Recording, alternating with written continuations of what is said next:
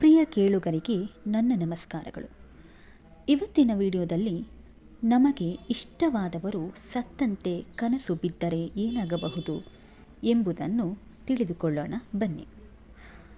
ಕನಸುಗಳು ಯಾವಾಗಲೂ ನಮ್ಮ ಮನಸ್ಸು ಮತ್ತು ಆಲೋಚನೆಗಳೊಂದಿಗೆ ನೇರವಾದ ಸಂಬಂಧವನ್ನು ಇಟ್ಟುಕೊಂಡಿರುತ್ತದೆ. ಇದು ನಮ್ಮ ಸಂಪೂರ್ಣ ದಿನದ ಘಟನೆಯನ್ನಾಗಿರಬಹುದು, ಆಲೋಚನೆಗಳನ್ನಾಗಿರಬಹುದು ಅಥವಾ ಭಯವನ್ನಾಗಿರಬಹುದು ಅವಲಂಬಿಸಿರುತ್ತದೆ. ಕನಸಿನಲ್ಲಿ ಪರಿಚಿತ ವ್ಯಕ್ತಿ ಅಥವಾ ನಿಮಗೆ ತುಂಬ ಹತ್ತಿರವಾದವರು ಮರಣ ಹೊಂದಿದಂತೆ ಕಾಣಿಸಿಕೊಂಡರೆ ಆ ಕನಸಿನ ಅರ್ಥವೇನು ಗೊತ್ತೇ? ನಮಗೆ ಪ್ರಿಯವಾದವರು ಸತ್ತಂತೆ ಕನಸು ಬಿದ್ದರೆ ಏನಾಗುತ್ತದೆ? ಕನಸುಗಳು ನಾವು ನಿದ್ರಾವಸ್ಥೆಯಲ್ಲಿದ್ದಾಗ ಸುಪ್ತ ಮನಸ್ಸುಗಳು ನೀಡುವ ಸೂಚನೆ ಮಾತ್ರವಲ್ಲ, ಇವುಗಳು ನಮ್ಮ ಆಲೋಚನೆಗಳು, ಭಾವನೆಗಳು ಮತ್ತು ನಮ್ಮ ಮುಂದಿನ ದಿನಗಳ ಬಗ್ಗೆಯೂ ಸೂಚನೆಯನ್ನು ನೀಡುವ ಸನ್ನಿವೇಶವಾಗಿದೆ. ಅನೇಕ ಬಾರಿ ನಾವು ಕನಸಿನಲ್ಲಿ ಮರಣ ಹೊಂದಿದಂತೆ ಸತ್ತಿರುವ ವ್ಯಕ್ತಿಯ ದೇಹವನ್ನು, ಹೀಗೆ ಮರಣಕ್ಕೆ ಸಂಬಂಧಿಸಿದ ನಾನಾ ಕನಸುಗಳನ್ನು ನೋಡುತ್ತೇವೆ.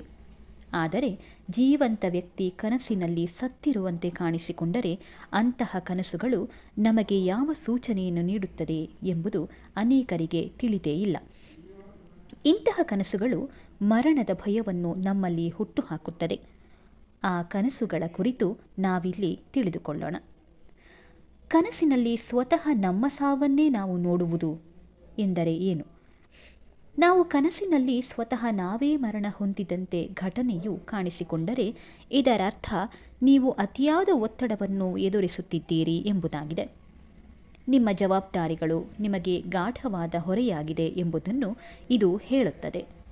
ಅದು ಮಾನಸಿಕ ಒತ್ತಡವೂ ಆಗಿರಬಹುದು ಅಥವಾ ದೈಹಿಕ ಒತ್ತಡವೂ ಆಗಿರಬಹುದು. ಈ ಕನಸು ನಿಮ್ಮನ್ನು ನಿಮ್ಮ ಬಗ್ಗೆ ಯೋಚಿಸುವಂತೆ ಸೂಚಿಸುತ್ತದೆ. ನಿಮ್ಮ ಜವಾಬ್ದಾರಿಗಳಿಂದ ನೀವು ನಿಮ್ಮನ್ನು ಮರೆತು ಬಿಟ್ಟಿದ್ದೀರಿ. ಮೊದಲು ನಿಮಗೆ ಒಂದಿಷ್ಟು ಸಮಯವನ್ನು ಕೊಟ್ಟುಕೊಳ್ಳಿ ಎಂದು ಇದು ಹೇಳುತ್ತದೆ. ಆರೋಗ್ಯದ ಸಮಸ್ಯೆಗಳು ಎದುರಾಗುವ ಸೂಚನೆ. ಕನಸಿನಲ್ಲಿ ಸ್ವತಃ ನಮ್ಮ ಸಾವನ್ನೇ ನೋಡುವುದು ಎಂದರೆ ಮುಂಬರುವ ದಿನಗಳಲ್ಲಿ ನಮಗೆ ಎದುರಾಗಬಹುದಾದ ತೊಂದರೆಗಳ ಅಥವಾ ಅನಾರೋಗ್ಯದ ಸೂಚನೆ ಇದಾಗಿರಬಹುದು.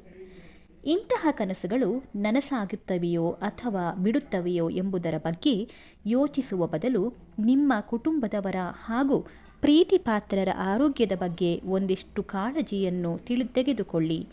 ಕೆಲವೊಮ್ಮೆ ನಿಮ್ಮ ಮನಸ್ಸಿನಲ್ಲಿ ನಿಗೂಢವಾಗಿ ಉಳಿದಿರುವ ಭಯದ ಬಗ್ಗೆಯೂ ಇದು ಸೂಚನೆಯನ್ನು ನೀಡುವುದು. ನಿಮ್ಮೊಳಗಿನ ಆತಂಕ, ನಮಗೆ ಇನ್ನೊಬ್ಬರ ಮೇಲಿರುವ ಅತಿಯಾದ ಕಾಳಜಿ ಕೂಡ ಇಂತಹ ಕನಸುಗಳು ಬೀಳಲು ಕಾರಣವಾಗುತ್ತದೆ. ಉದಾಹರಣೆಗೆ, ನಾವು ನಮ್ಮ ಮಕ್ಕಳು, ತಂದೆ, ತಾಯಿ, ಅಣ್ಣ ಅಥವಾ ತಂಗಿಯ ಮೇಲೆ ಅತಿಯಾದ ಕಾಳಜಿ, ಅವರ ಆರೋಗ್ಯದ ಬಗ್ಗೆ ಅತಿಯಾದ ಎಚ್ಚರಿಕೆ ಅಥವಾ ಅವರ ಭವಿಷ್ಯದ ಬಗ್ಗೆ ಅತಿಯಾಗಿ ಚಿಂತಿಸುವುದರಿಂದ ಇಂತಹ ಕನಸುಗಳು ನಮಗೆ ಬೀಳುತ್ತವೆ. ಇದರ ಅರ್ಥ ನಿಮಗಾಗಿರಬಹುದು ಅಥವಾ ನೀವು ಕಾಳಜಿ ತೆಗೆದುಕೊಳ್ಳುತ್ತಿರುವ ವ್ಯಕ್ತಿಗಳಾಗಿರಬಹುದು ಏನಾದರೂ ಕೆಟ್ಟದ್ದು ಸಂಭವಿಸುತ್ತದೆ ಎಂದಲ್ಲ. ಇದು ನೀವು ಅವರ ಮೇಲೆ ಅತಿಯಾಗಿ ಚಿಂತೆ ಮಾಡುವುದರ ಪರಿಣಾಮವಾಗಿದೆ. ಇದು ಬದಲಾವಣೆಯ ಸಂಕೇತ. ಅಂತಹ ಕನಸುಗಳು ಹೆಚ್ಚಾಗಿ ಮಾನಸಿಕ ಅಥವಾ ಭಾವನಾತ್ಮಕ ಬದಲಾವಣೆಗಳೊಂದಿಗೆ ಸಂಬಂಧ ಹೊಂದಿವೆ.